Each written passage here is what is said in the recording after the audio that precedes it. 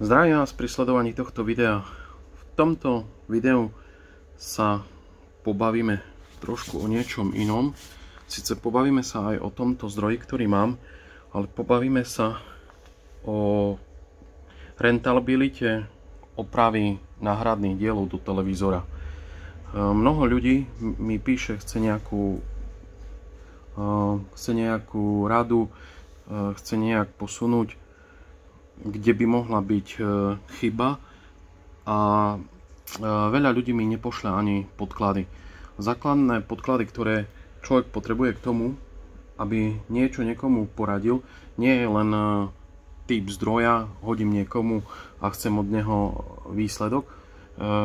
Základom je typ televízora, typ dosky, ktorá mi robí problém. Pomeral som, že robí problém.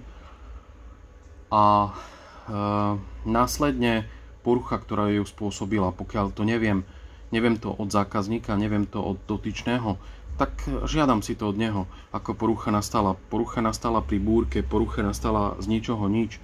Porucha sa neprejavuje. Vždy je to potom jednoduchšie na riešenie. Momentálne mi napísal zákazník, ktorý nie je elektrikár, ale vedel si odmontovať danú dosku zdroja. Táto doska je k starému Samsungu a je to Samsung 32 LB350. Je to jeden z mojich obľúbených modelov, lebo tieto televízory boli klasicky a ešte poctivo robené. Tento zdroj, keď si pozrieme, má označenie BN44 00289A a tento zdroj sa skladá, jak vidíme, z invertora a hlavného napájacieho zdroja, ktorý napája základnú dosku.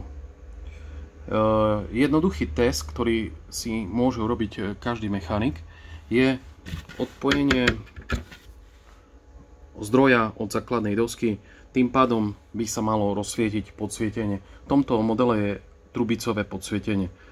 Pokiaľ to trubicové podsvietenie sa rozbehne, tak môžeme si byť istí, že tieto invertorové trafka sú v pohode a tá invertorová časť je v pohode. Na čo sa potom zameráme, ak telefón nejde ani do standby módu? Takže sa zameráme na tú standby vetvu. A ja hneď by som vedel povedať, že zameráme sa na tohto švába. Po rokoch, ktoré mám odpracované, alebo po rokoch, ktoré sa snažím opravovať, nie som detko vševedko, neviem všetko, snažím sa, každý deň sa učím, viem hneď povedať, že na tomto presne modele zdrojí vznikajú studené spoje. Jedným z takých studených spojov práve vzniká na tomto švábe, jak niekto hovorí, integrálnom obvode. To je jedno.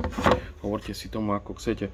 No a ja keď som pozrel, tak skúsim vám to priblížiť a uvidíme si, či vám to budem vedieť zosnímať takto do videa. Lebo pozerám, že áno, dobre.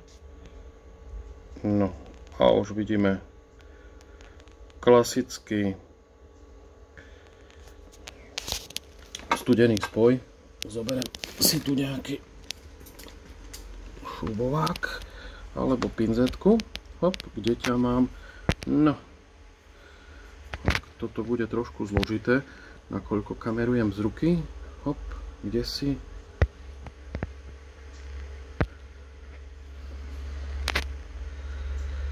Dobre. Hop, pinzetku mám tu. A